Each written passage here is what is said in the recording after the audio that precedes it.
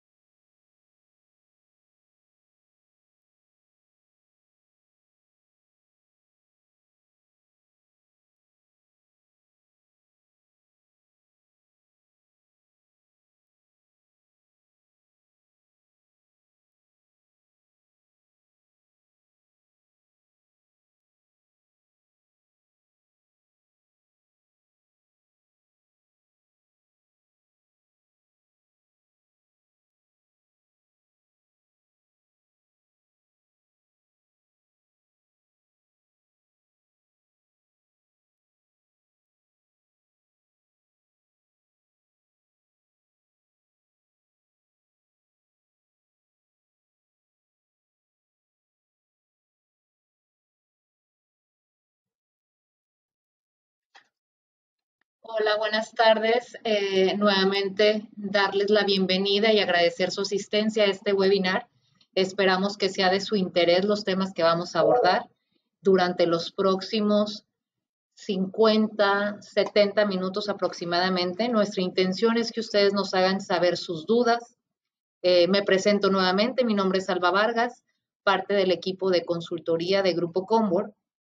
Enseguida los voy a dejar a cargo de mis compañeros, el ingeniero Luis Gerardo Flores Estrada y la licenciada Luz Ramírez, quienes abordarán el tema del TIMEC o del TEMEC de una forma más detallada, ¿no? Nuestro principal enfoque va a ser abordar el tema de certificado de origen, el correcto llenado del mismo, que ustedes nos hagan saber sus dudas y sus inquietudes. Si bien es cierto, hemos tenido ya mucha información acerca de este nuevo tratado que entra en vigor el 1 de julio. Para nosotros es importante hacer una razón práctica de cómo tenemos que llevar un cumplimiento efectivo, cómo tenemos que llenar nuestro certificado de origen. Les pedimos por favor que todas sus dudas nos las puedan hacer saber a través del chat y cualquier observación al final de la transmisión vamos a dar algunos minutos para atender puntualmente sus inquietudes, lo que por falta de tiempo y porque también quisiéramos ser muy respetuosos del tiempo de cada uno de ustedes, lo estaríamos haciendo llegar toda la atención a través de correo electrónico.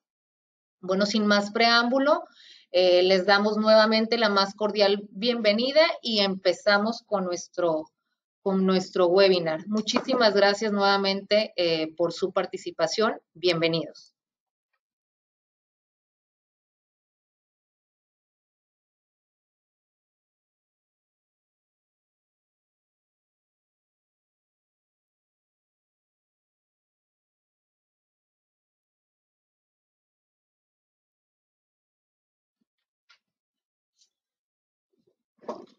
Hola, hola, buenas tardes, ¿cómo están?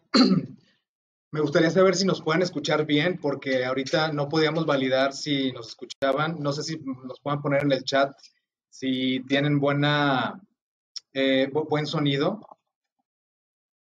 No sé si nos puedan comentar por ahí, sino para revisar cómo podemos solucionar algún tema técnico que tengamos. O me ayuden levantando la mano. Ahí en el chat ustedes pueden poner y confirmar.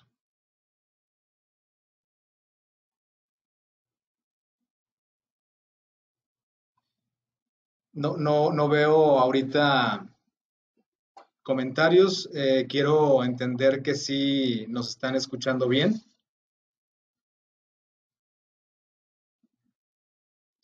Vamos a cortar el tema de la cámara para que eso nos ayude a evitar si hay alguna latencia en el tema de sonido, nos ayude a tener mayor rapidez en la transmisión. ¿De acuerdo? Pues bueno, sean bienvenidos y como ya lo comentó nuestra colega Alba Vargas, vamos a hablar del tema TIMEC. ¿De acuerdo? Ya está por entrar en vigor, prácticamente quedan 2 días hábiles y es de suma importancia para nosotros que todas las empresas traten de encontrarse en cumplimiento. Sin más preámbulo, vamos a dar comienzo a esta presentación. Como les comenté, estoy cortando el video para poder tener una mejor velocidad de transmisión. Y pues bueno, vamos a empezar.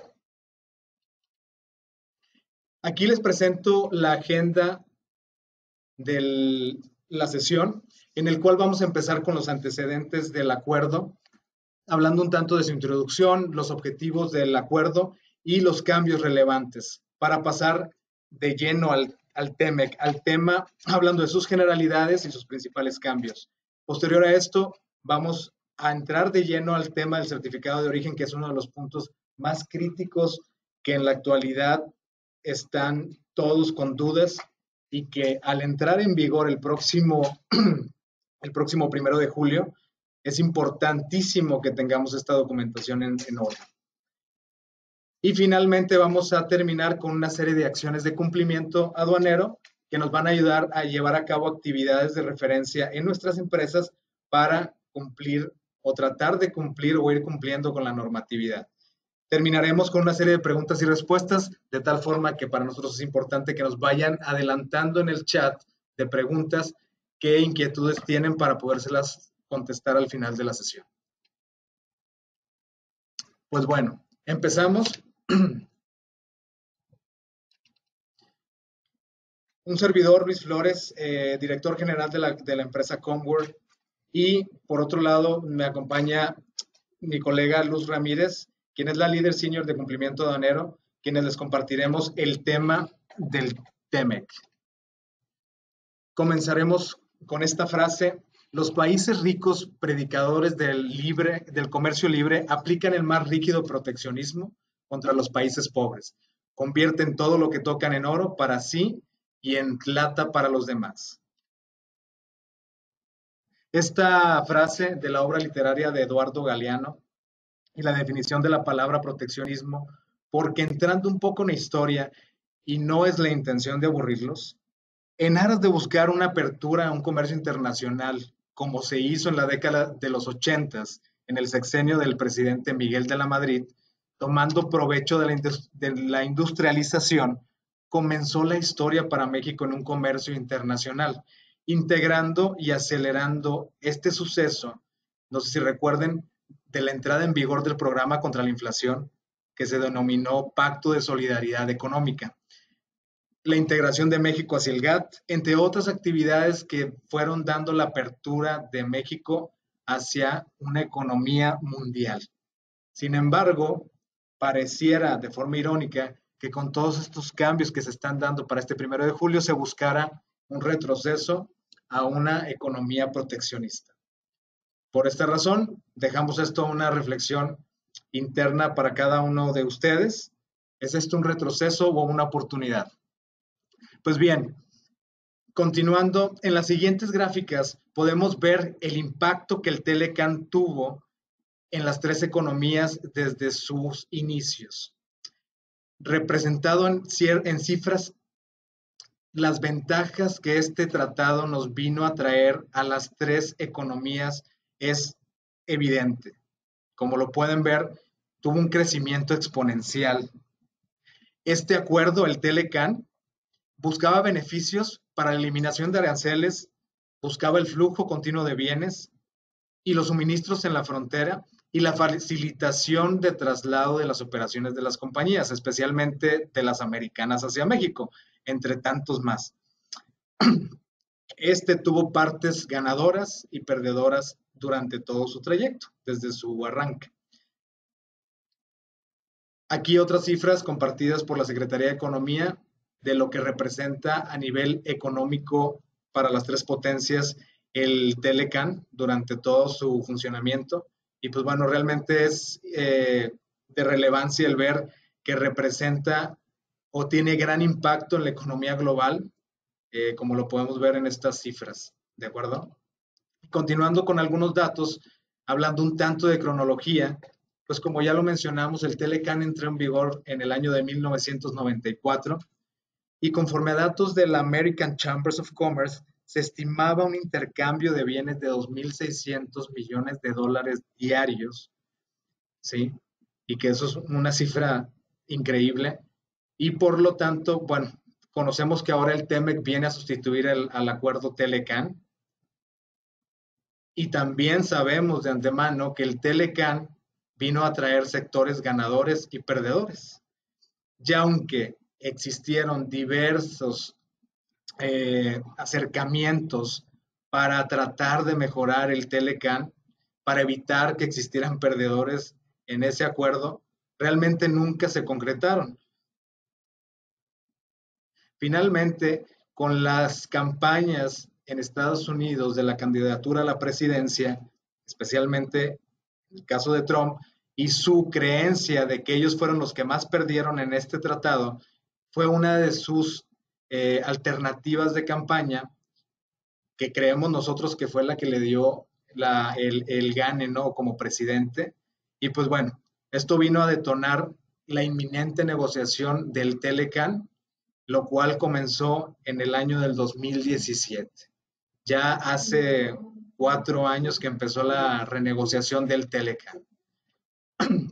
Pues bien, hablando un tanto de cronología, podemos ver que en el 2017 se empiezan a realizar reuniones y giras de trabajo por parte de la Secretaría de Economía, empezaron las rondas de negociación, de las cuales hubo 7. En el 2017 se trabajaron 4, o se realizaron 4. Posteriormente, en el 2018, continuaron las rondas de negociación y formalizaron todos los entendimientos que se tuvieron durante el primer año, y finalmente se da la firma del acuerdo. Toda esta información se fue postergando por el cambio de candidatos, por temas económicos, por tópicos de renegociación, y finalmente en el 2019 se presenta toda esta información ante el Senado. Para en el 2020 las 3 economías, Estados Unidos, México y Canadá, que eso acaba prácticamente de pasar, pues ratifican este acuerdo. Se confirma también su entrada en vigor para el 1 de julio y que a la fecha ya no hay prórroga para su entrada en vigor. Ya ahorita es inminente que para el próximo 1 de julio entre en vigor. Ahora bien, es algo importante señalar que al TEME, como lo llamamos en México, bueno, en Estados Unidos y en Canadá tiene su correspondencia en nombre, y lo podemos ver en estas leyendas que están en la parte inferior. En Estados Unidos se le hace llamar USMCA y en Canadá CUSMA. Digo, para que en supuesto del que vayan para aquellos países, pues bueno, sepan que el título es un tanto distinto. Pues bien, para México era de suma importancia que en estas negociaciones tuviéramos una posición realmente fuerte.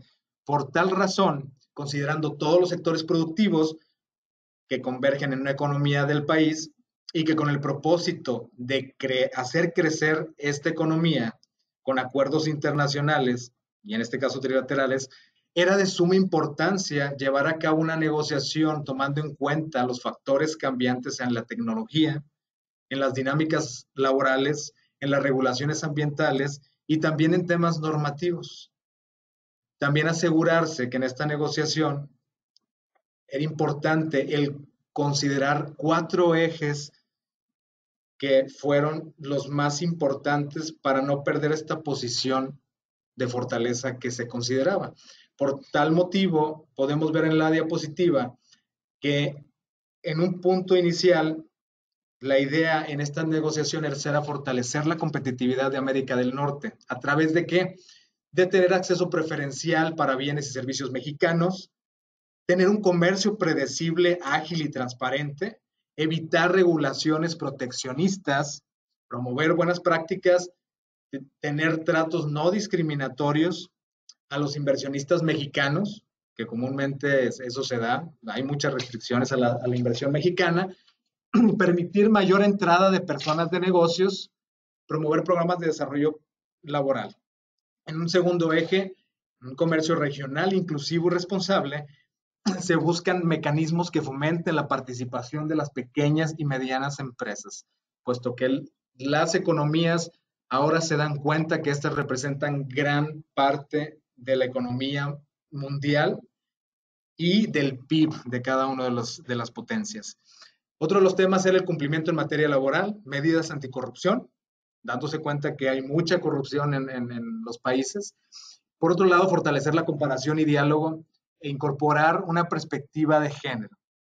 En tercer eje, aprovechar las oportunidades de la economía del siglo XXI, en este supuesto, actualizar las disposiciones sobre energía, impulsar el desarrollo de la economía digital y mayor acceso a mercados para servicios financieros, mayor integración de telecomunicaciones y la protección de la propiedad intelectual. Finalmente, en un cuarto eje, el proveer de la certidumbre del comercio a los inversionistas en América del Norte.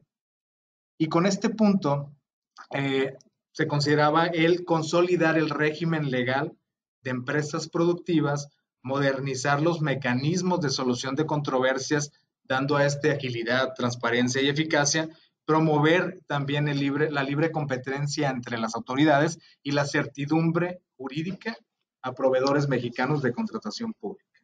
Pues bien, estos 4 ejes tenían o tienen como objetivo fortalecer la posición de México ante nuestros colegas de Norteamérica.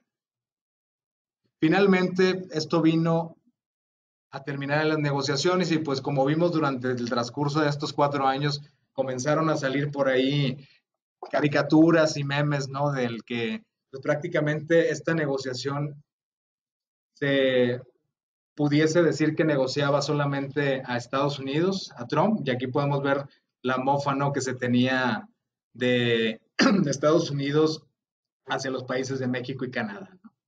Entonces, muchas frases, muchas cartoons, ¿no? Como lo vemos aquí en la diapositiva, y pues bueno. ¿Qué es lo que viene a detonar esto? Nosotros vemos como oportunidades para México este acuerdo en el que debemos detonar la exportación, ¿sí? Creemos que tenemos como tarea el aprovechar estas oportunidades de cambio, ya que es muy común que estemos escuchando el importa de China, importa productos de otros países para tener mayor competitividad. Y yo creo que es momento de empezar a ver la alternativa de comenzar a ver otras economías, otros países, aprovechar los acuerdos que se están negociando. Tal ejemplo es el TIPAD en conjunto con el TELEC, ahora el TEMEC. Pues bien, yo creo que para México es importante el empezar a considerar como una oportunidad la exportación, el exportar nuestros productos. Entonces, otro de los temas importantes es el desarrollar nuestra proveeduría nacional, el innovar nuestra cadena de suministros y el permear el cumplimiento normativo. Y bien importante, que creo que esto es algo que de lo que carecemos mucho, de capacitación y desarrollo para la mano de obra de México. Creemos firmemente que esto es un gran reto y que debemos tomar apalancamiento de este nuevo acuerdo para realmente potencializar al país. Es momento de dejar de ver a otras industrias, otras potencias y traernos sus productos porque ya son países desarrollados en diversos temas. Pues bien, yo creo que es momento que nosotros como mexicanos tomemos ese reto y esos riesgos para poder nosotros seguir participando en la economía mundial y tener competitividad. Bueno, ahora sí, entrando de lleno en el TEMEC, comenzamos viendo una correlación entre lo que era el anterior Telecan y los nuevos capítulos que se vienen a integrar al TEMEC. Como podemos ver, podemos dilucidar que existen 34 capítulos, ¿sí? 12 anexos y 8 instrumentos bilaterales. Estos vienen a ser acuerdos entre los tres países de ciertos rubros, ¿verdad? Podemos ver que también existieron nuevos capítulos en el TEMEC y algunos eliminados en el del Telecan. En este supuesto hay 3 eliminados relacionados al tema de energía y petroquímica, capítulo 6, capítulo 8, medidas de emergencia, capítulo 9, medidas relativas a la normalización, y estos se diluyeron en algunos nuevos y ya existentes del TEMEC. En el tema de los capítulos nuevos podemos ver 9, hablando del tema del reconocimiento de la propiedad directa, inaliable e imprescindible del Estado de México sobre hidrocarburos, anexos sectoriales, el comercio digital, que bien podemos decir que con toda esta temática de la emergencia sanitaria se vino a adelantar, según los expertos, 5 años. Lo que está sucediendo ahorita debió haber sucedido 5 años más adelante, pero se adelantó y yo creo que a todos nos agarró desprevenidos. Y pues bueno, esto viene a impulsar precisamente todo este tema del comercio, ¿no? Se dan medidas laborales en el medio ambiente, se integra un capítulo para pequeñas y medianas empresas, para temas de competitividad, anticorrupción, buenas prácticas regulatorias y temas de política macroeconómica de tipo de cambio. Vamos a entrar en los cambios realmente significativos, puesto que el acuerdo es realmente extenso. Ahorita vamos a enfocarnos en los más importantes. En este supuesto, hablando del tema de ratificación, ¿cada cuándo vamos a ratificar este acuerdo? Para evitar que existan estos sectores perdedores, como nos pasó con el Telecan después de 25 años de estarlo trabajando. Pues bien, en este se propone que la duración de este acuerdo va a ser de 16 años y que se va a estar revisando cada 6 años para evitar este tema del que existan economías que estén tomando ventaja, ¿verdad?, de los acuerdos que pudiesen existir. Otro de los temas importantes es el origen de las mercancías. La verificación de origen vienen a ser modificadas y cambian algunas reglas. Del certificado de origen, en el cual nos vamos a concentrar mucho en esta presentación, cambios y adiciones al certificado de origen como lo conocemos. Si bien es muy similar, las reglas que lo definen, sí hay cambios y esos son importantes, especialmente porque este 1 de julio, lo que conocíamos como certificado ya no va a aplicar. Finalmente, en nuevas disposiciones, se modernizan capítulos y se integran controles y monitoreos en base a todos los criterios de ámbito laboral, tecnológico y regulatorios novedosos, ¿verdad?, que están sucediendo en el mundo. Ahora bien, hablando de enmiendas más relevantes referentes a los capítulos, en este supuesto podemos mencionar la administración aduanera y facilitación del comercio, en donde viene a ser de mayor atractivo para el tema del despacho aduanero. ¿Por qué? Porque este se crea con el objetivo de facilitar y agilizar el movimiento de mercancías, transparentar los procesos a través de resoluciones anticipadas, inspecciones conjuntas, usar la ventanilla única digital para envío de documentos, despachos simplificados y el acceso a la información de tránsito de mercancías con el fin de tener transparencia, agilizar tiempos y reducir costos principalmente. Esto va a permitir mucha facilitación en el tema de logística en el comercio exterior. Tenemos el tema de solución de controversias, que en este se destaca la realización de consultas previas a realizar una reunión de comisión para solventar disputas.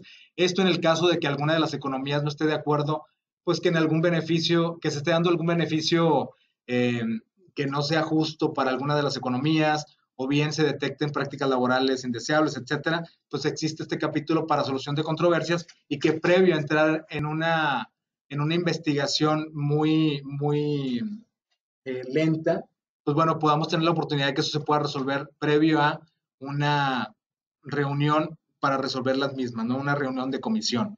Tenemos la parte de propiedad intelectual, en donde se da más flexibilidad para el tema de ajustes de plazos de las patentes. Hay un tema ahí de detrimento de la industria farmacéutica, que por ahí están dando los productos 5 años para las patentes. En el tema de los biológicos, menos de 10 años. Hay excepciones en las patentes de animales y plantas. Y en el tema de derechos de autor se mantiene 70 años.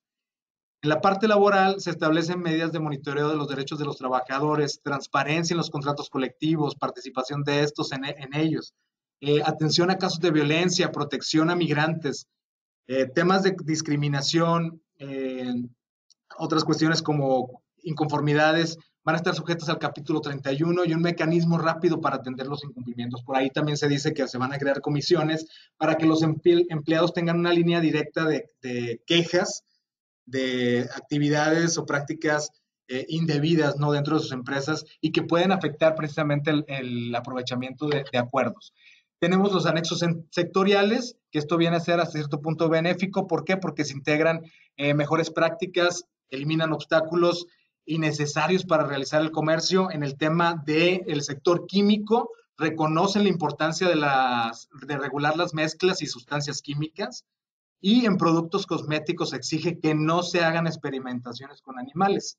Por otro lado, en las tecnologías de información se evita el que se les exija que revelen sus secretos para poder hacer el comercio de estas tecnologías. En el tema de medio ambiente, pues bueno, todas las economías están reconociendo las políticas ambientales y de comercio, deben apoyarse promoviendo mayor protección ambiental. Los países no deben estar implementando estas para limitar el comercio. Y bueno, hacer comunicación y transferencia de información de los mecanismos que están utilizando cada una de estas para evitar dañar al medio ambiente. De hecho, el día de hoy se acaba de aprobar en el Senado de la República esta ley, en el que contempla, por ejemplo, el evitar la caza de ballenas y otros temas ahí en particular. Finalmente, en las enmiendas más relevantes, hay muchas, pero estas son, creemos, de las más relevantes. Tenemos estas tres. Las pymes, en el caso de pequeñas y medianas empresas, ¿qué oportunidades hay para estas? Realmente los países reconocen que las pymes representan el gran grosso de la economía. Por tanto, se van a generar espacios y facilidades de inclusión de estas al CGB, que es la cadena global de valor, y obliga a los países a crear herramientas de infraestructura. ¿Para qué? Para que éstas se puedan integrar y tengan realmente competitividad y una apertura al comercio global. En el tema del comercio digital, se busca el fortalecimiento de se eliminan aranceles. Sin embargo, por ahí hay un truco que nos dice que, a pesar de que hay eliminación de aranceles en el tema de importaciones, el país puede optar por poner tasas impositivas de impuestos según correspondan sus leyes, ¿no? Según sus controles. Entonces, por ahí está ahí medio tricky el asunto del comercio, de los impuestos del comercio digital. Por otro lado, ningún país se debe negar a la validez de la firma electrónica, ¿ok? De firmas digitales en el tema de comercio o contratos.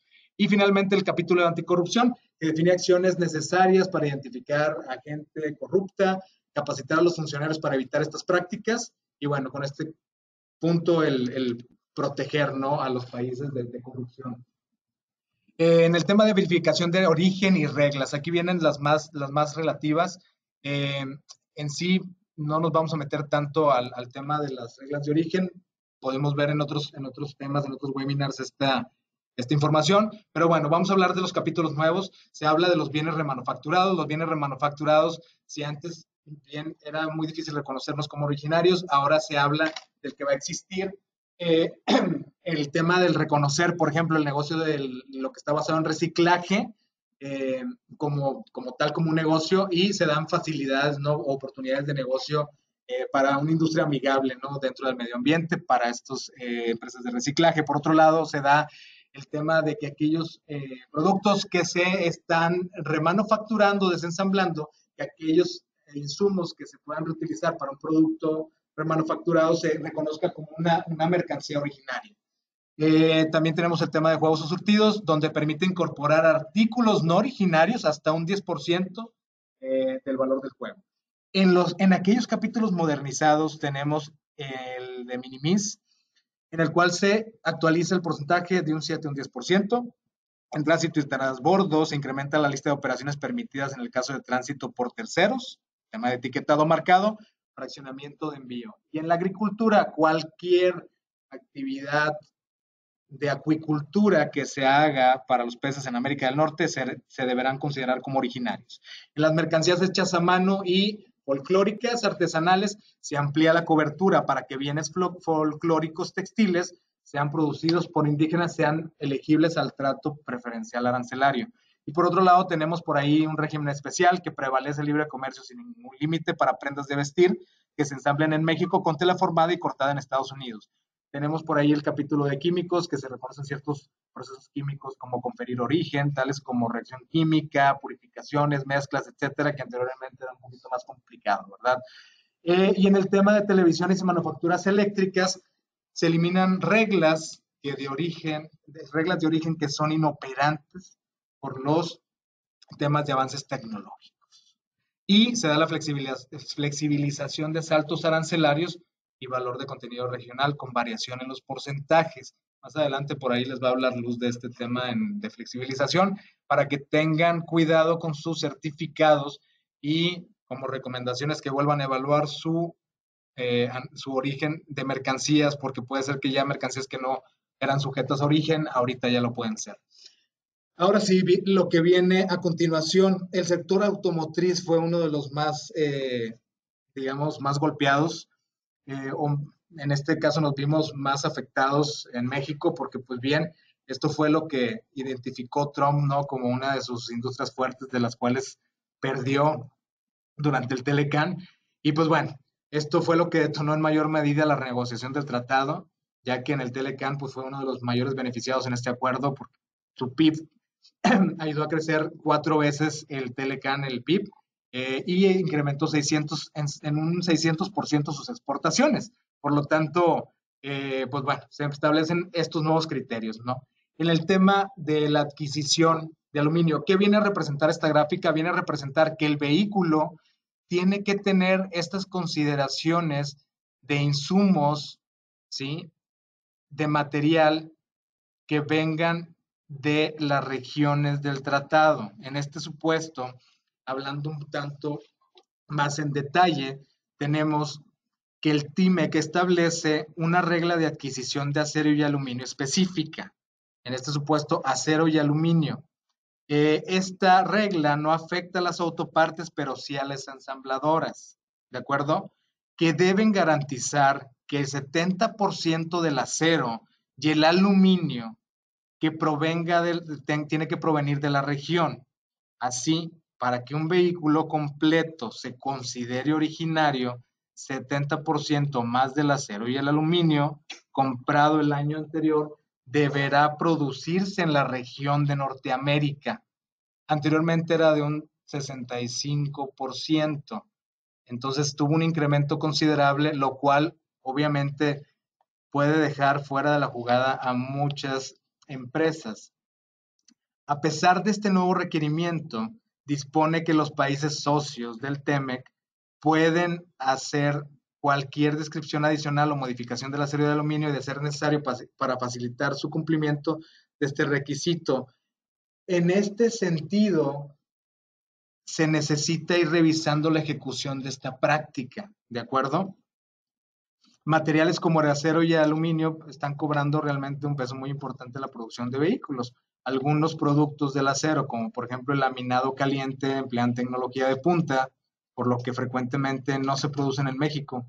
Las empresas autopartistas provienen de Japón, no sé, por ejemplo, depende de la importación del acero laminado en caliente desde Japón, lo que califica como no originario de la región bajo el esquema del TEMEC, es un punto a considerar. Esto podría provocar un aumento en la tasa de no origen en la producción de empresas japonesas que se ubican en México. Así, pues esperan un incremento en la producción de dicho material en México. Digo, esto puede ser una oportunidad para desarrollo de proveedores, ¿no? Aquí en México, importante. O para, por ejemplo, para el fundido del acero que pueda ser en México y no en Estados Unidos. Uno de los puntos nuevos que sí viene a impactar realmente a México es el valor de contenido laboral, en el que nos está estableciendo un 40% para vehículos ligeros y 45% de camiones de valor de contenido laboral. ¿A qué se refiere esto? Se refiere a que deberán incorporarse en zonas de Norteamérica donde se ofrezcan salarios superiores a $16 por hora. Es decir, tiene que integrarse mano de obra a estas armadoras con ese salario. Este salario son percepciones sin considerar prestaciones y se refiere a un promedio de tasa salarial base por hora de empleados involucrados directamente en la producción de una parte o componente. Ustedes bien saben que la mano de obra laboral en México pues probablemente no ronden los $16 por hora, ¿verdad? Entonces ahí pues podemos estar en desventaja. Esto no incluye los salarios de administración, ni de investigación y desarrollo, ingeniería u otras actividades ajenas a la producción directa de partes u operación de líneas de producción. Para este cálculo, como podemos ver en la gráfica, al menos 25% de materiales producidos deben ser en plantas de altos salarios, ¿sí?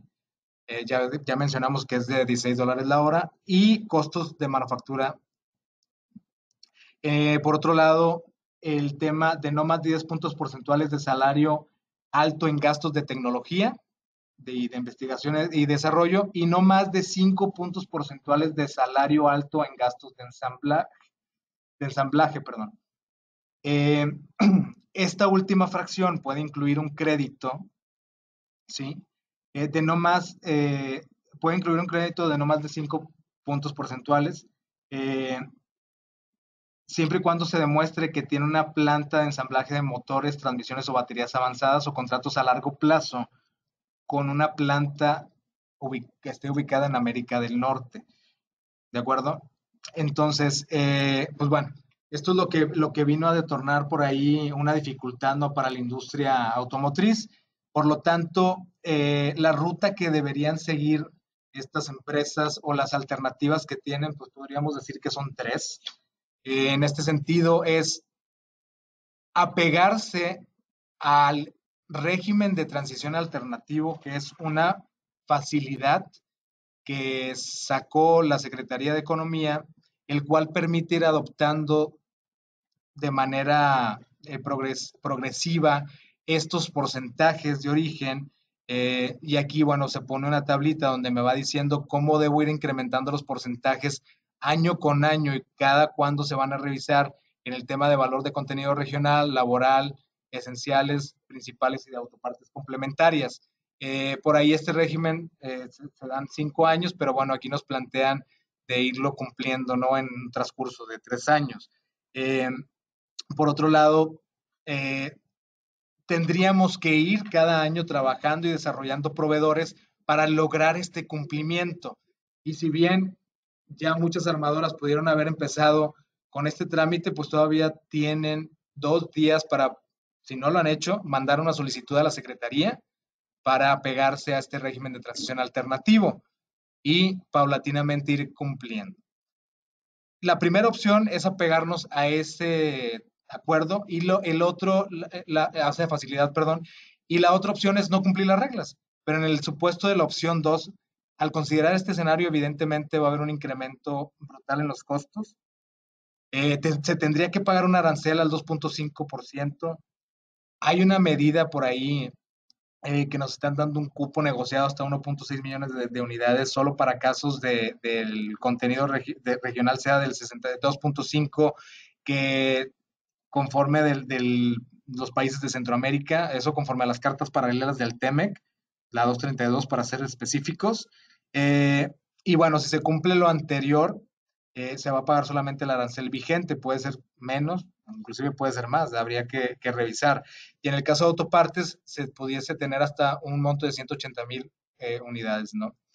Perdón, millones de dólares.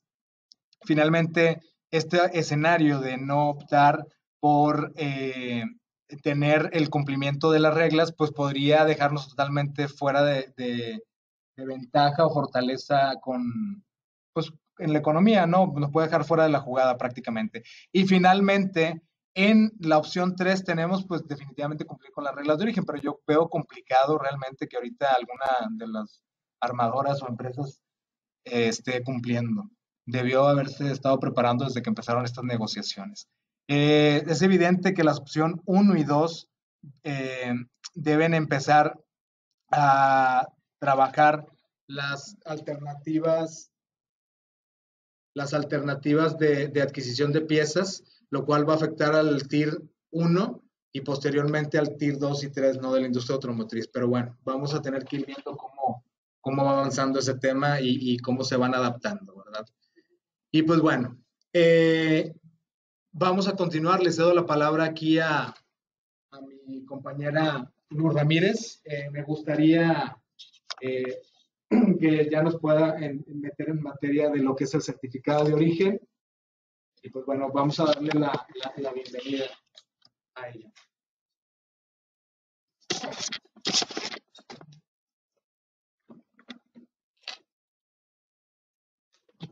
Hola, ¿cómo están?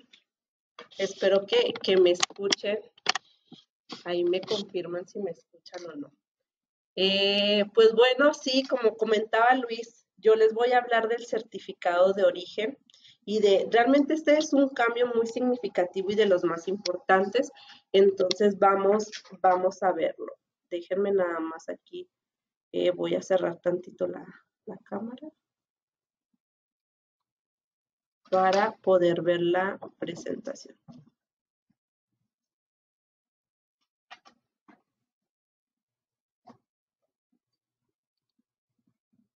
Ok, muy bien, aquí tenemos ya la presentación y le vamos a dar de lleno con esto. Bueno, les comentaba que uno de los principales cambios en el TEMEC es la certificación en origen.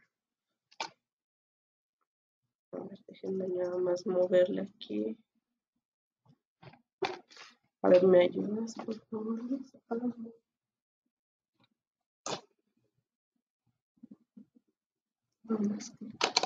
Ok, muy bien. Bueno, la nueva certificación en origen. ¿Qué cambió del NAFTA al TEMEC en cuanto a la certificación en origen?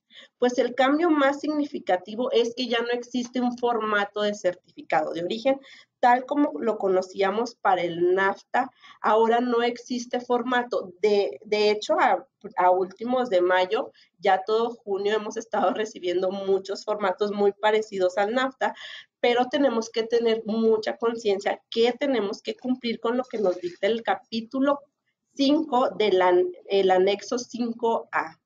¿Qué cambió? ¿Qué de nuevo trae esta certificación de origen? Bueno, hay nuevos actores en la certificación de origen y ahora vamos a tener que estarla llenando, certificando por medio del exportador, productor, importador. Más adelante les voy a hablar del importador, porque para México el plazo hasta ahorita no se va a estar llevando. Hay un plazo para empezar a certificar el origen de las mercancías como importador.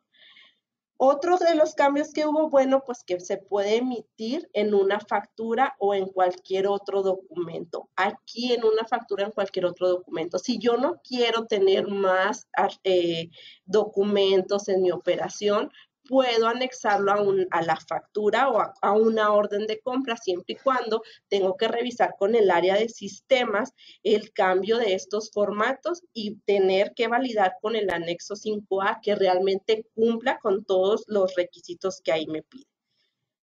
Otra cosa, la certificación deberá describir las mercancías con suficiente detalle para poder permitir su identificación.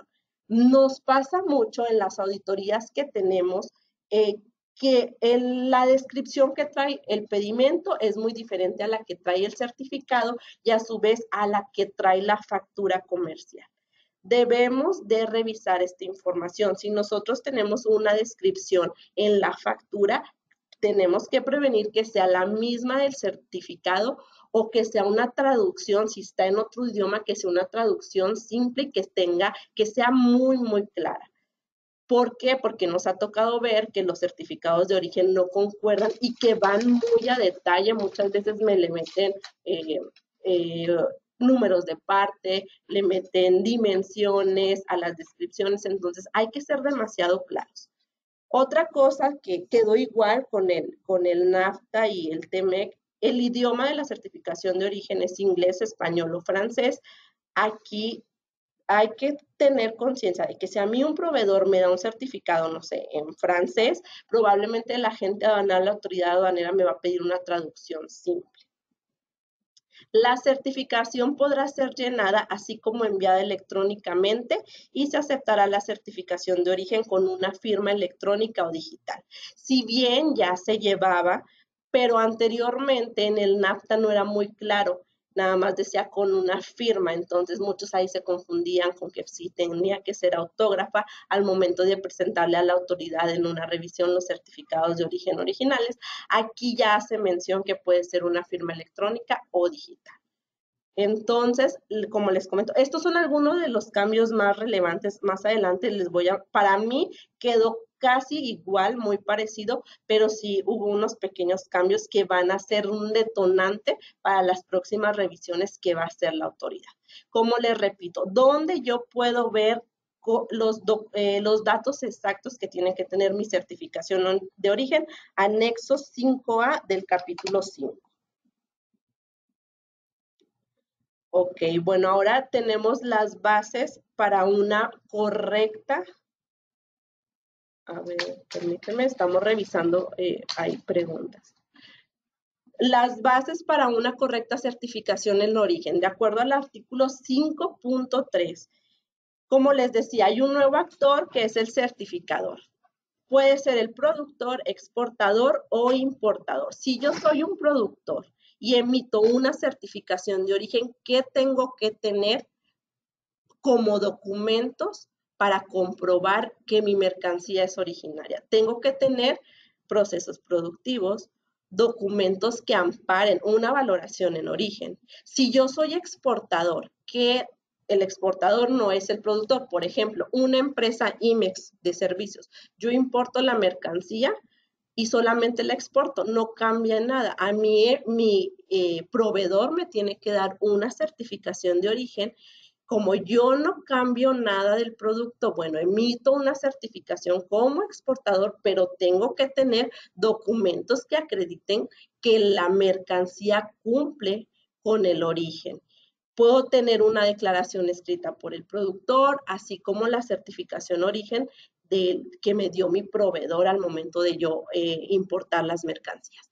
En el caso del importador, yo les mencionaba que aquí, bueno, tengo que tener información, todo lo que demuestre que yo cumpla con el origen, pero para México, y esto fue una medida que estuvo muy bien que tomaran ahí las personas que estuvieron como mediadores en lo que fue las negociaciones del tratado, el plazo para México, para yo poder certificar como importador son 3 años y medio a partir de la fecha en que entre en vigor el tratado. O sea, ahorita yo como importador no puedo emitir una certificación de origen y es lo correcto porque si de por sí no tenemos documentos que amparen, muchas veces ni la empresa importadora conoce sus propios procesos productivos, pues tampoco voy a conocer la de mis proveedores. Entonces, aquí hay que hacer mucho hincapié en este punto. Si la verdad, si ustedes reciben la certificación por parte de proveedores y exportadores, no se metan mucho en este tema del importador,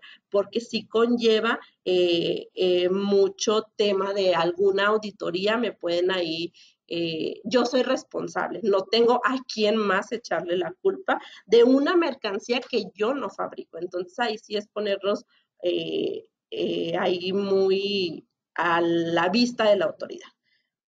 Bueno, muy bien. Sí, ¿cómo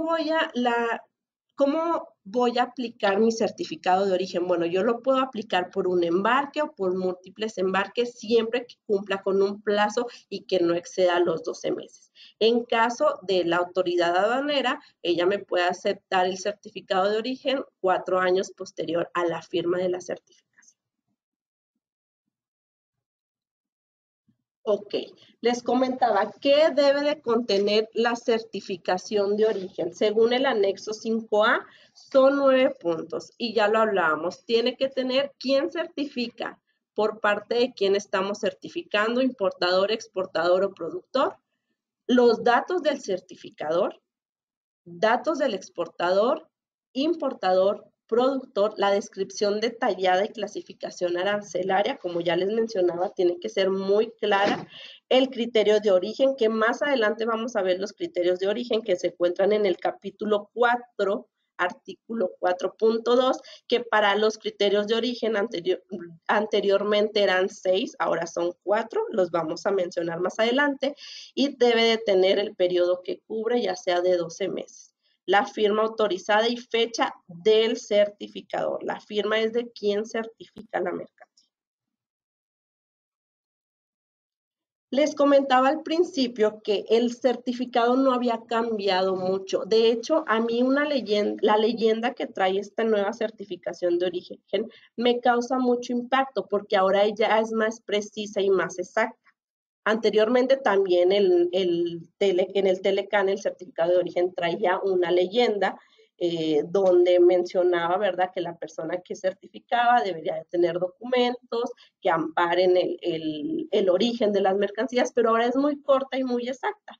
Y cita lo siguiente: certifico que las mercancías descritas en este documento califican como originaria, que la información contenida en este documento es verdadera y exacta, y asumo la responsabilidad de comprobar lo aquí declarado y me comprometo a conservar, preservar en caso de ser requerido o a poner a disposición durante una visita de verificación los documentos necesarios para el soporte de esta certificación.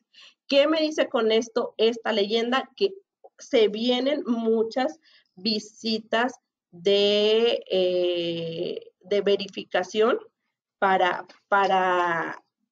por parte de la autoridad. Entonces, yo tengo que tener todos los documentos exactos para poder calificar el origen. A ver, permítanos, estamos revisando lo de las preguntas. Ok.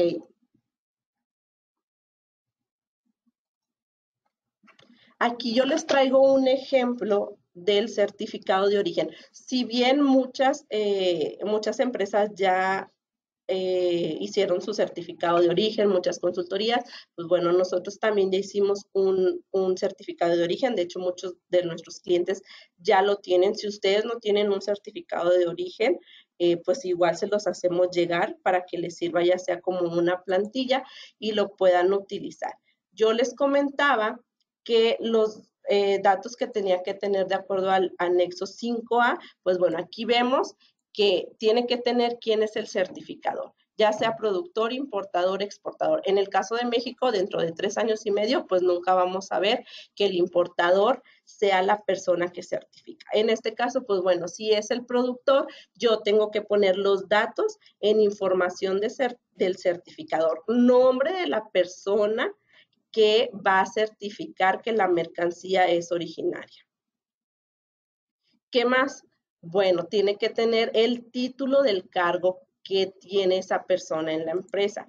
Aquí les recomendamos que sea una persona que tenga un cargo realmente importante en la empresa. Digo, todos son importantes, pero que tenga un cargo, ya sea el representante legal, pero que conozca el tipo, el criterio que se utilizó, cómo se hizo la valoración en origen. ¿Por qué? Porque en dado caso, en una verificación de origen, va a venir la autoridad y obviamente se va a ir con la persona que certifica.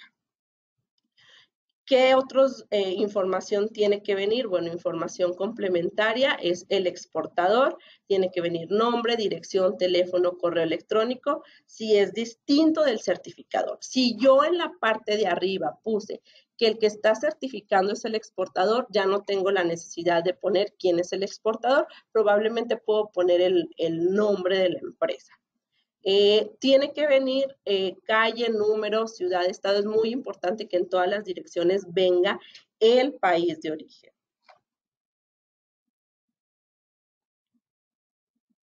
Ahora bien, el productor, nombre y dirección, teléfono y correo. Si es distinto del certificador o del exportador. Tiene que tener nombre de la empresa, calle, número, ciudad y estado. Aquí es muy importante, dice, si es distinto del certificador o exportador. Si yo soy el exportador, aquí en la parte de arriba puse el exportador. Ya no pongo los datos los datos del exportador, pero sí conozco el productor. Y si son varios productores, puedo poner aquí la leyenda de varios y que la información va a estar puedo poner un anexo con todas las direcciones de los proveedores y que la información va a estar a disposición de la autoridad aduanera. Ahora bien, en el caso de los datos del importador, si conocemos el importador, ponemos los datos y también, bueno, la descripción de las mercancías tiene que ser mercancía detallada como se los comentaba. La fracción arancelaria tiene que ser a 6 dígitos. Si yo utilizo la certificación de origen por embarque, tengo que poner la factura que relaciona cada embarque. Y yo también tengo que poner el criterio de origen, ya sea A, B o C. Aquí tengo que poner la regla de origen, especificar la regla de origen a la cual la mercancía califica. Aquí es muy importante para el criterio de origen. Ya salieron las reglamentaciones uniformes. Si bien ahorita están en idioma inglés, la autoridad Secretaría de Economía no ha sacado la traducción. Se estima que para el día 30 ya la tengamos. Entonces hay que esperar a que nos dicen las reglamentaciones, pero sí sacó un aviso que si nosotros teníamos mercancías del anexo 2, de acuerdo a las reglamentaciones uniformes, no estoy hablando anexo 2, mercancías sensibles, aquí estoy hablando de las reglas de las reglamentaciones uniformes, las tasas arancelarias de la nación más favorecida, que son los capítulos 84 y 85. Que contiene computadoras y sus partes. Entonces, ahí hay que ponerle que pertenecen a ese anexo. Siguiente.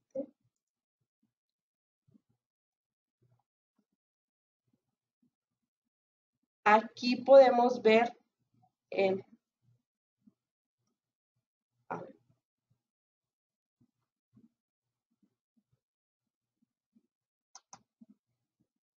ok, ya pueden ver la diapositiva, ¿verdad? Bueno, aquí el periodo es pues tiene que ser por un año. Si yo voy a emitir un certificado, no sé, al 1 de julio lo puedo cortar al 31 de diciembre del 2020 y posteriormente ya certificar del 1 de enero al último mes al día 31 de diciembre del 2021.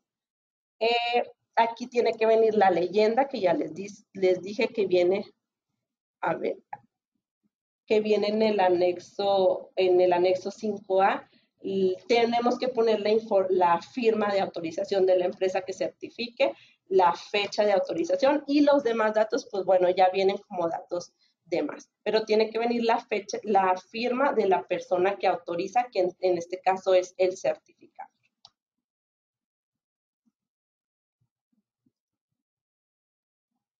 Ok, bueno, en el certificado de origen, aquí se establece que las partes no requerirán un certificado de origen. ¿Cuándo no tengo que mostrar el certificado de origen? Bueno, cuando no exceda mi mercancía más de $1,000, el valor de importación no se exceda y se puede solicitar como quiera una declaración por escrito que señale que la mercancía es originaria para efectos de que se califique como origen. O sea, aquí hay que estar muy en claros que para qué nos sirve el certificado de origen. El certificado de origen nos sirve para un trato arancelario preferencial. Si mi mercancía no excede los $1,000, yo no puedo hacer uso del trato arancelario preferencial, pero sí tengo que cumplir con el origen, porque yo hago un producto terminado que me va a pedir que en una revisión me pueden pedir si realmente cumple, yo tengo que anexar que esa mercancía es originaria. Entonces, ¿cómo puedo comprobar? Con una declaración por escrito que me haga el proveedor o con el certificado. Nada más aquí, si tenemos el certificado, qué bien, pero no lo podemos utilizar para un trato preferencial arancelario. 2, cuando sea exceptuado, o sea, cuando la mercancía no requiera de un certificado de origen. Les hablaba yo de la certificación de origen, les hablaba del artículo 4.2 de las mercancías originarias, de los criterios de origen, y les decía que teníamos 4 criterios de origen, que aquí es lo que nos menciona cuando una mercancía es originaria. Hay 4 criterios de origen. El primero, el criterio A, es cuando totalmente obtenida y producida enteramente en territorio de una o más partes, tal como se define en el artículo 4.3. La mercancía es totalmente obtenida y producida. ¿Qué quiere decir esto? Que la mercancía se obtuvo completamente en una de las partes. Un ejemplo puede ser un mineral, productos naturales, animales, derivados de animales, que se obtengan directamente en la región. De hecho, en el artículo 4.3, ahí vienen enlistadas las mercancías. Hay que darle una leída para ver si nuestras mercancías se encuentran dentro de este artículo. Ahora, el criterio B, producidas enteramente en territorio de una o más partes, utilizando materiales no originarios. Este criterio comúnmente lo utilizan las empresas maquiladoras, manufactureras, porque traen materiales de otros países que no conforman el tratado. Si yo traigo insumos de China y de Estados Unidos, bueno, tengo que utilizar el criterio B y utilizar las reglas de origen específicas que vienen en el anexo 4B. El criterio C es cuando yo realmente todos mis insumos se adquirieron y son originarios de las 3 partes del tratado y no utilizo mercancías de otros países. Todo es completamente, todos los insumos forman parte del tratado y son originarios. En el criterio D, aquí se manejan, aquí nada más es para los capítulos 61 y 63 del sistema armonizado.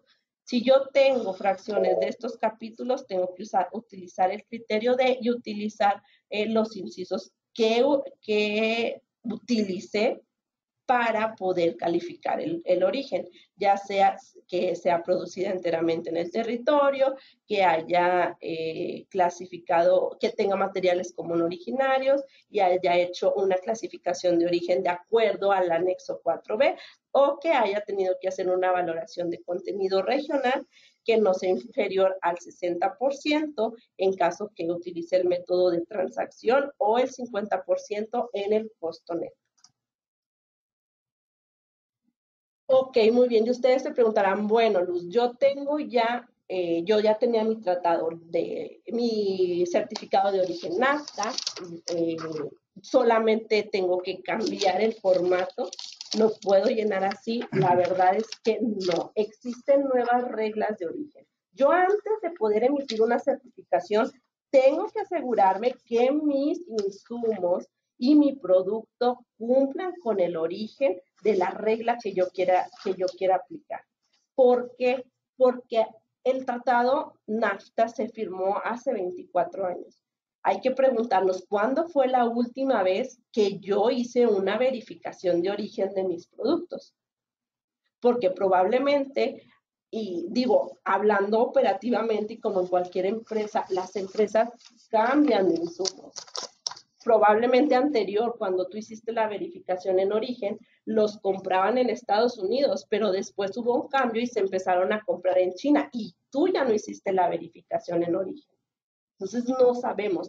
Y más que ahorita con los cambios del TEMEC se flexibilizaron 212 reglas de origen. Probablemente tú anterior no cumplías con el origen de ciertos materiales y ahora sí los cumplas. Entonces puede haber un pros y contras, que hoy sí cumplas o que hoy no cumplas.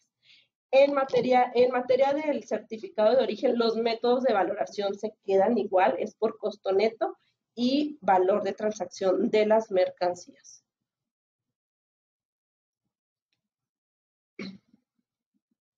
¿Por qué les hacía mucho énfasis ahorita en la importancia de las reglamentaciones uniformes? ¿Para qué sirve una reglamentación uniforme? Bueno, estas reglas nos van a proporcionar orientación práctica y útil para un mejor cumplimiento de las reglas y procedimientos que me dicta el tratado. Con estas reglas uniformes, yo voy a poder interpretar más lo que me dicen los capítulos 4 de reglas de origen, 5 de procedimientos de origen, 6 de mercancías textiles y 7 de administración aduanera.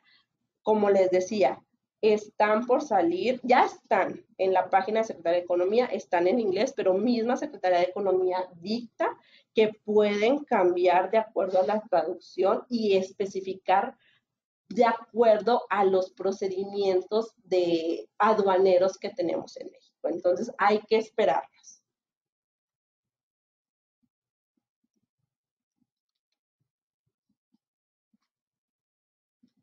Ahora bien, yo al principio les decía, bueno, ahora con la nueva certificación en origen, ¿qué documentos debo de tener para comprobar si me llega una verificación en origen? Bueno, pues yo tengo que tener diagramas de flujo del proceso productivo. Hoy en día, en las revisiones que nosotros hacemos, nos hemos topado con que muchas de las empresas no tienen diagramas de flujo de sus procesos productivos. Ahora bien, no sabemos cómo la autoridad verificadora va a venir a revisar esos detalles, porque probablemente yo tenga un proceso productivo muy general, muy generalizado, pero si me va a hacer una visita de verificación por número de parte, probablemente quiere que yo le dé al detalle cómo se produce ese PT al cual yo estoy certificando y el cual el importador está utilizando el certificado para utilizar para una tasa preferencial arancelaria. Entonces, es muy importante contar con los diagramas de flujo. ¿Qué más? Tengo que tener documentos contables y financieros de la adquisición de los materiales usados en el proceso productivo. Hay que pedirle información a finanzas, a contabilidad, de todos esos costos de materiales, tener mi división de costos de mis productos terminados. Tener también la rastreabilidad y determinación técnica del origen, cómo yo llegué a calificar el origen, qué reglas utilicé. tengo que tener un estudio bien identificado porque la autoridad va a llegar y me lo va a pedir. Obviamente la autoridad va a hacer su verificación también, pero yo le tengo que mostrar cómo llegué al origen. Es muy importante hacer esos cálculos. ¿Qué más tengo que tener? Bueno, una carta de materiales que me muestre de todos mis insumos, la clasificación arancelaria, país de origen, costos de materiales. Aquí no importa, tienen que ser todos los insumos, sean importados y nacionales, tengo que tener esta información. Órdenes de compra y pruebas de pago para sustentar los valores de mis insumos, facturas de las materias primas y lo más importante, tener el expediente de comercio exterior. De acuerdo al artículo 36A, ahí viene todo lo que debo de tener en mi expediente de comercio exterior.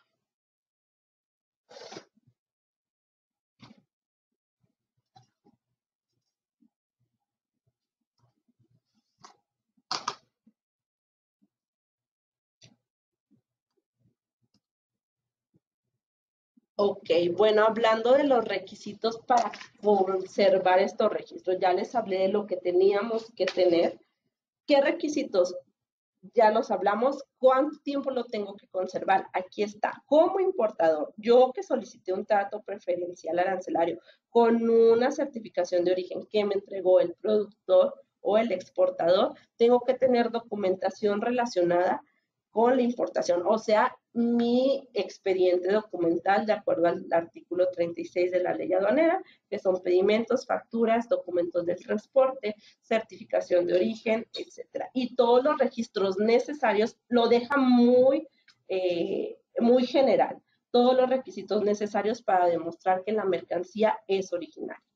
Si yo soy un exportador o productor, la certificación y certifique el origen, yo tengo que tener documentos que amparen desde que firmé la certificación de origen 5 años adelante, documentos de la adquisición de mis bienes, de mis insumos, los costos, el valor que yo le di a mi producto, costos del envío, el pago de las mercancías que yo utilicé para realizar ese producto, costos de los materiales directos, indirectos, diagramas de producción, costos de producción, hasta desde la entrada de mi insumo hasta cómo fue vendido ya mi producto terminado, tengo que tener para comprobarle a la autoridad en una verificación en origen, tengo que tener todos estos documentos. Entonces quedamos que son 5 años.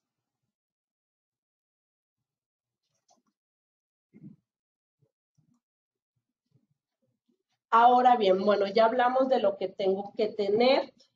¿Cómo van a ser las verificaciones de origen? Si en un inicio yo les decía que en la certificación de origen, en el capítulo 5, venía muy establecido que van a estar a la orden del día estas verificaciones, yo creo que a partir del próximo año.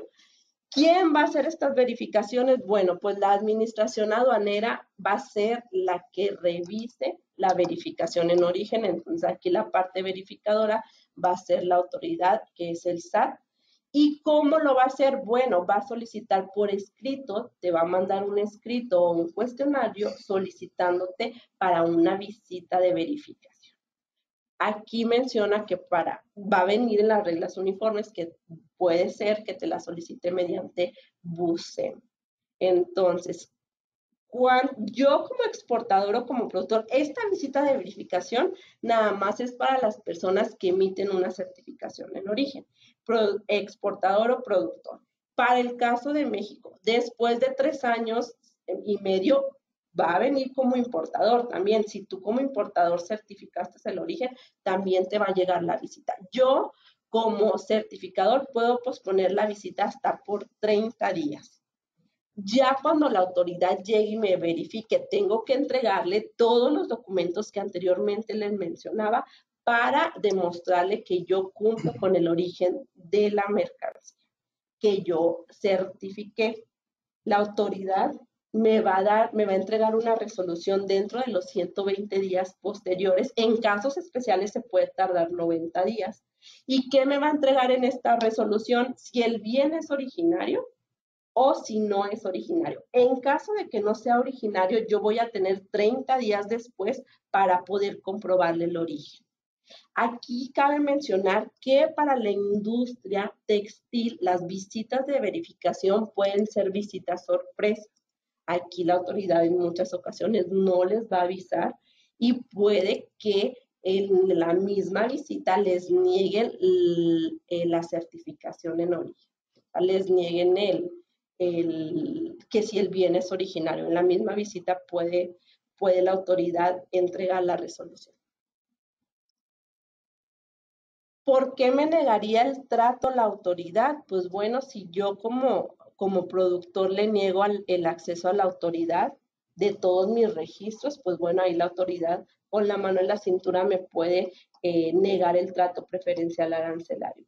No contestar el cuestionario de requerimiento o no responder la solicitud de visita dentro de los 30 días. Si la autoridad verificadora determina también que mi mercancía no califica para trato arancelario preferencial, pues bueno, ahí yo, inmediatamente que me llegue una verificación en origen, yo tengo que avisarle a las partes involucradas, a la empresa que yo le emití la certificación de origen, tiene que estar consciente. ¿Por qué? Porque ya aplicó una tasa preferencial arancelaria con mi certificación en origen. Entonces, también le afecta a ella. Hay que revisar muy bien, les digo, todo esto tiene que venir en las reglamentaciones uniformes y van a ser muy claras para ver qué se iría si no cumplo con el origen, todo ese IGI que no pagó el importador a la entrada, ¿quién lo va a pagar? Hay que revisarlo bien. Y esto, digo, llegando las reglamentaciones uniformes, vamos a estudiarlas, les vamos a mandar ahí a detalle bien lo que dice y de los puntos más importantes. Hablando aquí de la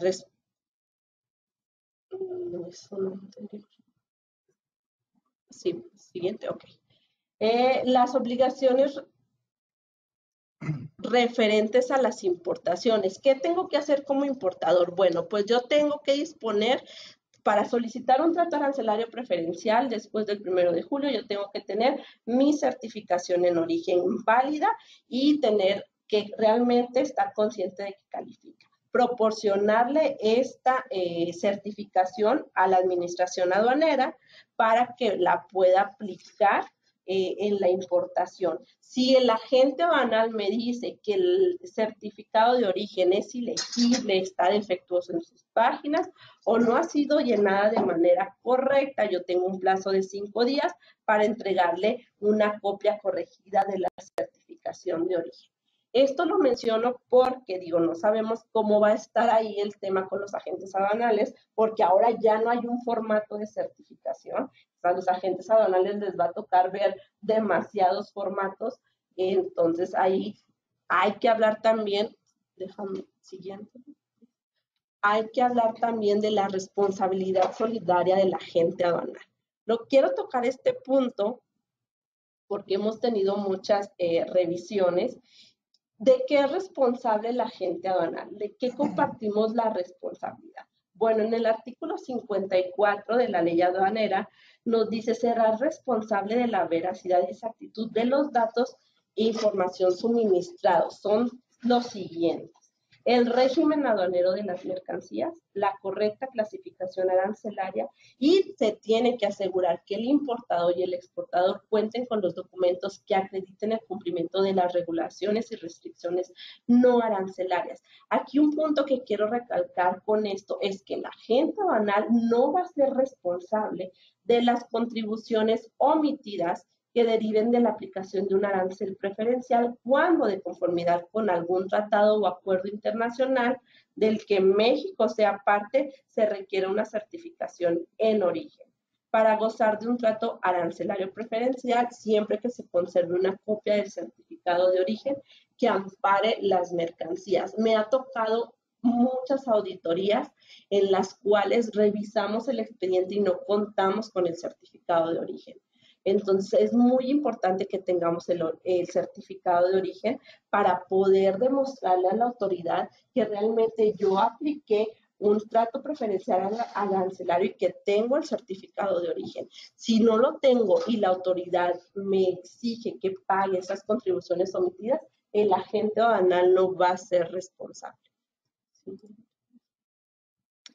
Ahora bien, ¿qué acciones tengo que tomar como parte del cambio del TEMEC y en mi operación aduanera? ¿Qué voy a ver de cambio, Luz, en mi operación? Bueno, pues de entrada tenemos que hacer el cambio de todos nuestros certificados de origen, anteriormente en NAFTA, ahora con lo que nos dice el anexo 5A, hay que cambiar los formatos. Tengo que tener documentación comprobatoria, tengo que comprobar que mis productos califiquen con las nuevas reglas de origen y hacer un cumplimiento normativo. Tengo que tener un cumplimiento, revisar mi operación, conocer mi operación para poder cumplir con las legislaciones que me pone la autoridad aduanera. Existen muchas implicaciones para las empresas, pero yo creo que de las más importantes aquí sería la fiscal y de comercio exterior. La autocertificación, hablábamos anteriormente de la autocertificación. Es un gran problema, yo creo que va a ser un gran problema para México y para las empresas. No estamos preparados, yo creo, para autocertificarnos como importador. Y también para la industria automotriz, textil, electrónica, o sea, las reglas de origen están muy estrictas, tenemos que revisarlos porque sí afectan la operación, pero también beneficia a la industria. Estas reglas de origen ayudan, sabemos que ayudan mucho en la parte de Estados Unidos, pero también van a ayudar en la parte de México con nuevos productores. Va a haber mucha competencia ahora. ¿Por qué? Porque las industrias como la automotriz me están pidiendo que mis insumos califiquen como originarios. Entonces, ahí tenemos que revisar mucho la cadena de suministros. Probablemente yo como empresa tenga que desarrollar nuevos proveedores. ¿Para qué? Para poder cumplir en origen. No sé, un ejemplo les puedo poner. Si yo soy una empresa que hago autopartes, y compro el acero de esas autopartes en China, probablemente mi producto ya no le sirva a mi cliente. ¿Por qué? Porque no cumple con el origen y mi cliente va a tener que buscar otro proveedor. Tengo que ver, tengo que platicar con mi cliente a ver qué alternativas va a tomar. Es muy importante revisar todos esos puntos.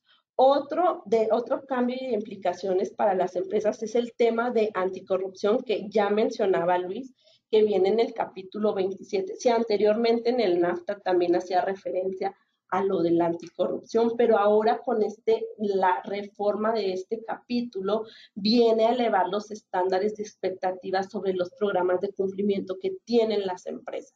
Entonces, tengo que revisarlo. De hecho, veía yo la semana pasada que se tienen que modificar las legislaciones del país. Los diputados están trabajando para poder implementar que nuestras leyes sean acordes a este capítulo que trae el TEMEC y darle certeza jurídica a las personas que denuncian este tipo de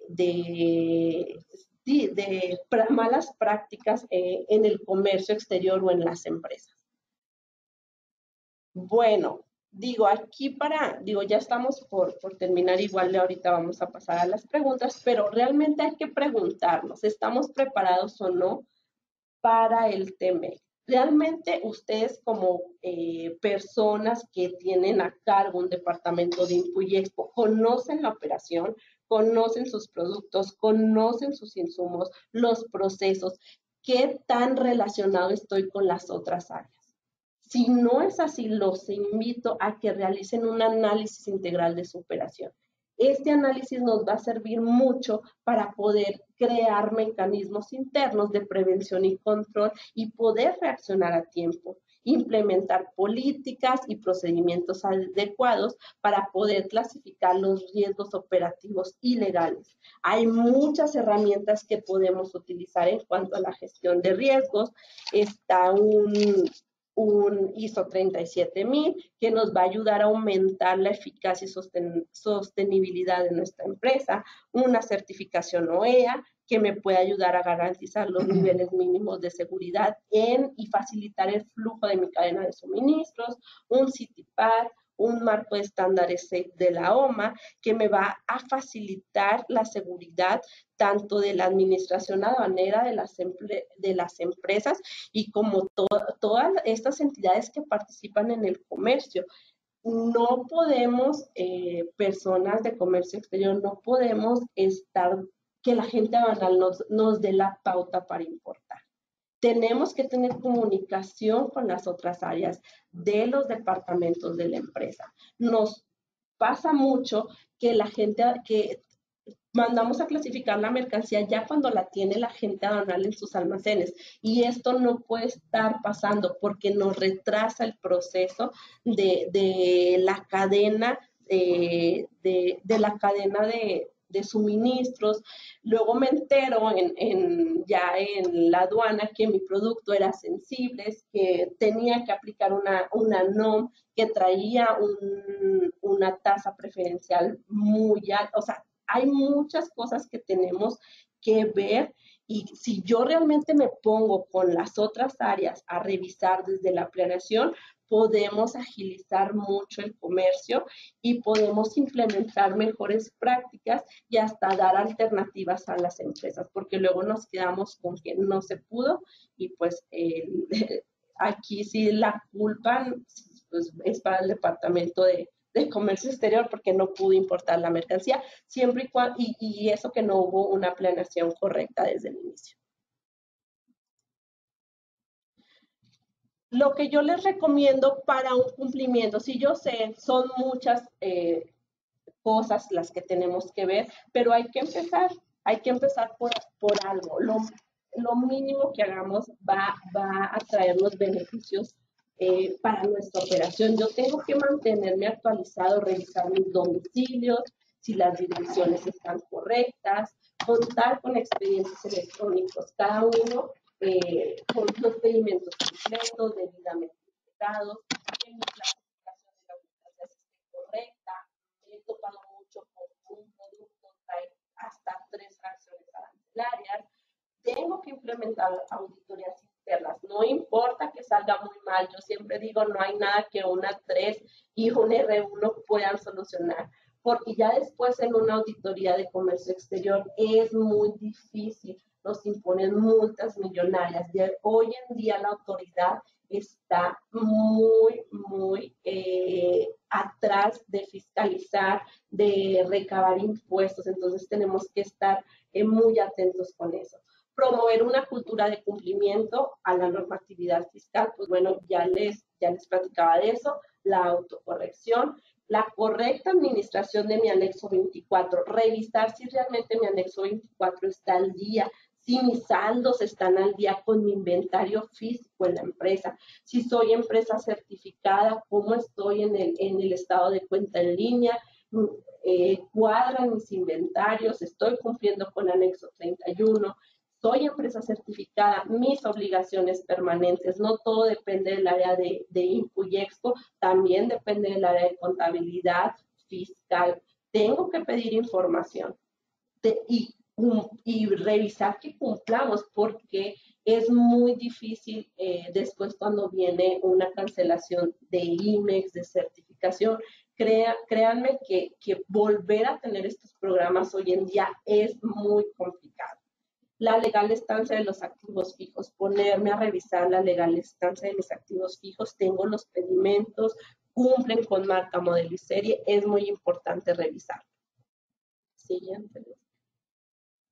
Digo, aquí me salió un poquito, del TEMEC, pero son cosas muy importantes que tenemos que tener como empresa. Pero si ustedes me dicen, ¿sabes qué, Luz?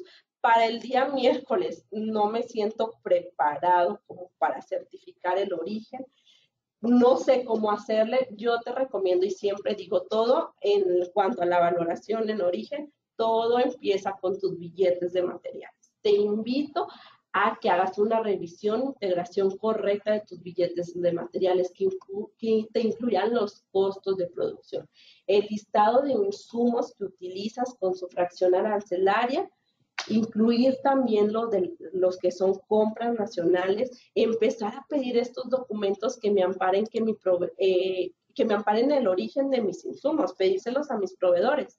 Listado de productos, mis PTs, aquí están todos los que estoy manejando con sus fracciones arancelarias. Y ya por último, cuando yo tenga toda esa información y tenga las fracciones arancelarias, revisar el capítulo 4 de las reglas de origen y las reglamentaciones uniformes para revisar qué regla aplica. Estaba revisando las reglas uniformes, vienen muy claras y vienen muchos ejemplos de cómo calificar el origen. Si bien ustedes me dicen, Luz, mis billetes de materiales son muy complicados, son muy extensos, vienen hasta 4 o 5 niveles, porque me ha tocado verlos, pues yo les invito a que adquieran un software que te permita realizar el cálculo para calificar el origen.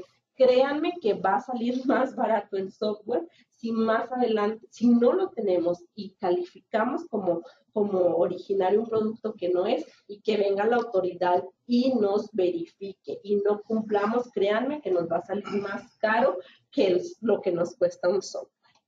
Y pues bueno, hasta aquí son mi presentación. Espero que les haya quedado claro lo que compartí. Ya creo que por ahí ya le hicieron llegar las preguntas a Luis. Si no las alcanzamos a contestar todas, tengan por seguro que van a recibir la respuesta por correo electrónico. Si tienen dudas sobre la verificación, sobre el correcto análisis del origen, no duden en comunicarse. Trataremos de sacar un webinar donde estemos dando ejemplos de cómo calcular el origen de las mercancías para que ustedes empiecen ahí a hacer sus cálculos. Bueno, muchas gracias. Muy bien, muchas gracias, Luz, por los temas que nos compartiste el día de hoy. Y pues bueno, aquí me gustaría cerrar la temática para pasar a las preguntas con esta frase, ¿no? Que nos dice, si un país se le permite centrarse en lo que sabe hacer mejor, su beneficio incrementará. Esto de los pensadores económicos Adam Smith y Paul Krugman. Entonces, ¿a qué nos referimos con esto? Realmente el enfocarnos en nuestras fortalezas y trabajarlas. Yo creo que con esto podemos lograr que la coyuntura en la que actualmente se encuentra México, considerando la situación económica y política por la cual nos estamos viendo mermados, creo que podemos apalancarnos del acuerdo para salir adelante, para potencializar a México. Por esta razón, creemos que estos cambios vienen a dar oportunidades para la economía mundial. De esta forma, los invitamos a que en sus empresas tomen acción y si definitivamente se sienten perdidos, pues bueno, que recurran a ayuda, ¿verdad? En la actualidad existe mucha información, la pandemia vino a acelerar lo que tenía que pasar en 5 años con todo este tema de la parte digital. Por lo tanto, creo que es importante el que nos pongamos a aprovechar todo el conocimiento que está allá afuera y las novedades y cambios que vienen, ¿verdad? ¿Para qué? Para tener un desarrollo y aprovechar estas oportunidades. Y pues bueno, para no quitarnos más tiempo y pasar a la parte de preguntas, que ya vi por ahí que dejaron algunas, vamos a tratar de contestar la mayor cantidad de preguntas, tampoco para alargarnos tanto. Vamos a empezar con este punto. Preguntas y respuestas. Voy a abrir aquí el listado, un segundo. Voy a quitar aquí para que la transmisión se haga un poquito más fácil, ¿no? Por aquí estoy viendo por ahí algunos saludos. La primera pregunta viene, ¿cualquiera puede firmar el certificado o tiene que ser obligadamente el representante legal? Esa es una de las preguntas que tenemos por acá. ¿Sí? Ok, bueno, ahí contestando a la pregunta de Guillermo Alanís. Mira, se recomienda que sea una persona que tenga un cargo importante en la empresa, puede ser el representante legal, pero yo te recomiendo que sea la persona que conozca de la verificación en origen. ¿Por qué? Porque es esta persona a la que si hacen una revisión van a llegar a pedirle información. Entonces, si realmente tu representante legal va a firmar esta certificación en origen, recomiendo que tenga amplio conocimiento de cómo los materiales calificaron en origen y que tenga realmente el análisis. Pero cualquier persona puede firmar el certificado de origen. No hace el anexo 5A, no te menciona qué persona puede, nada más menciona un certificador, pero sí te recomiendo que la persona que firme, puede ser la persona del departamento de INPU y Expo, siempre y cuando tenga el conocimiento de que cumplen con el origen las mercancías. Muy bien. Como segunda pregunta, nos dicen que si la clasificación arancelaria, ¿cuántos dígitos se debe declarar? Son 6 dígitos, de acuerdo a lo que nos dice el anexo 5A. Otra de las preguntas, nos vienen a decir aquí, en caso de tener productos de origen USA que solo vienen a México para empaque y retorno en su mismo estado, ¿qué fracción deberá ponerse en la certificación de origen? ¿La fracción de exportación o la fracción de retorno a USA, que usualmente se utiliza la 9801? Aquí sería la fracción de exportación porque al momento de importarla, la que va a ser el importador en Estados Unidos es el que va a aplicar una tasa preferencial arancelaria, entonces tiene que venir conforme a la fracción de exportación. Otra de las dudas que traemos por aquí es, no la entiendo muy bien, pero creo entender que la duda va dirigida a si el certificado se tiene que llenar en idioma inglés. Bueno, no sé si realmente esa sea la pregunta. El certificado puede ser llenado viene marcado en el anexo 5A, que debe de ser puede ser en los 3 idiomas, francés, inglés o español. Pues yo te recomiendo que lo hagas en español o inglés. La autoridad te puede pedir una traducción simple, siempre y cuando sea, no sé, al francés, al del español, pero del inglés no te va a pedir. Puedes utilizar cualquiera de los 2 idiomas, siempre y cuando sean los que menciona el anexo 5A. Ok, otra de las preguntas va relacionado al tema de el certificador. Nos dice si el certificador es el mismo que el exportador, pero tiene sucursales y el exportador es una de ellas. ¿Se debe declarar en factura y certificado el mismo domicilio o puede ser diferente? Esto porque el certificado puede ser expedido por la matriz. Tiene que ser la dirección del exportador, no del domicilio. Digo, tú puedes tener varios domicilios, pero aquí el que se declara en los documentos en el pedimento es el exportador. Tiene que venir de la dirección del exportador del que se declara en pedimento. Muy bien, otra de las preguntas que tenemos es si ya existen software para hacer cálculos de origen a pesar de que el TEMEC es nuevo. Yo ahí esa pregunta me gustaría aportar. Realmente hay software por separado que hacen revisiones en origen. Y por otro lado está lo que nos dicta, ¿no? El anexo 24, que es todas las empresas afiliadas al programa IMEX deben llevar, bueno, y que tengan obviamente sus importaciones temporales, deben llevar un sistema automatizado de control de inventarios, anexo 24, en el que monitorean las importaciones temporales, sus entradas y salidas, y comúnmente estos software que están en el mercado contienen módulos que pueden realizar análisis de origen. De hecho, ahorita una recomendación, aquellos que tengan sistemas de anexo 24, pónganse en contacto con su proveedor para que realicen la actualización del sistema e incluyan, si es que tienen este módulo, esta nueva funcionalidad de análisis de origen para las reglas del TEMEC, las reglas de origen del TEMEC. De hecho, por ahí apenas vamos muy retrasados tanto en temas de ley como en temas de software, como en temas de ratificación, etcétera, etcétera, porque justamente también por ahí de dos empresas nos hacían llegar la notificación que apenas habían liberado las versiones del software con el análisis de origen. Entonces, ¿cuál sería nuestra recomendación? Que se pongan en contacto con esas empresas si es que tienen un software de Nexo 24 para ver si ya tienen esas actualizaciones listas, ¿de acuerdo?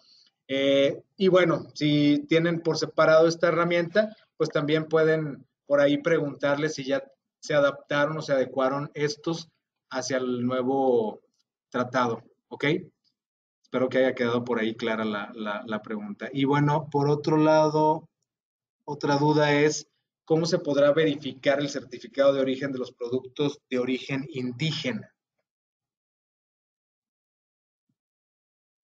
Aquí es muy importante, Guillermo, tener de esos productos la fracción arancelaria. Teniendo la fracción arancelaria, podemos revisar y verificar las reglas de origen para ver, la certificación va a ser la misma. ¿Cómo se podrá verificar el certificado? Acuérdate que no existe un formato. El formato no existe, tú solamente tienes que cumplir con lo que dice el anexo 5. Si te podemos mandar el formato que nosotros tenemos, con ese formato tú puedes utilizarlo para los productos que mencionas, pero antes de eso tenemos que tener la correcta clasificación arancelaria de los productos para ver si realmente cumplen con el origen antes de emitir una certificación. Y bueno, yo ahí quiero complementar del que siempre y cuando el producto sea de cualquiera de los países del acuerdo, México, Canadá o Estados Unidos, pues podrían clasificar como originario, ¿verdad? En pocas palabras. Pero sí es importante el llevar a cabo el análisis, ¿no? Porque probablemente el producto no califique, ¿no? Del todo. Ahí recomendaríamos, pues obviamente, tener la mercancía y poder hacer un análisis. Y una última duda, por eso cambié ahí la diapositiva, es quiénes son ustedes o los nombres de nosotros. Por ahí ya dejamos información de la empresa y bueno, de los ponentes, aquí está la información, la pueden ver en las diapositivas. Y yo creo que son todas, alcanzamos a contestar la mayor parte de las preguntas. Si no, pueden dejarnos sus comentarios. Si se quedaron algunas preguntas ahí sin contestar, ya por el tiempo, para no extendernos más, vamos a terminar este webinar. Agradecerles su participación. Por ahí nos preguntan si va a estar disponible en grabación. Sí, lo estamos grabando y vamos a hacer lo posible para compartírselos en medida de lo posible. De esta forma para que puedan referenciarlo más adelante, incluyendo la presentación. Agradecerles nuevamente el tiempo y pues bueno, si les va a llegar una serie de preguntas para que nos compartan sus inquietudes, si les interesa que compartamos algún tema diferente de lo que estamos viendo ahorita, que probablemente no tenga nada que ver con el tratado, para prepararlo, ¿verdad? Y si de alguna forma podemos soportarles, pues bueno, nosotros encantados en hacerlo. Muchas gracias y que tengan buen fin de semana. Hasta luego. Gracias. Gracias, hasta luego. Muchas gracias.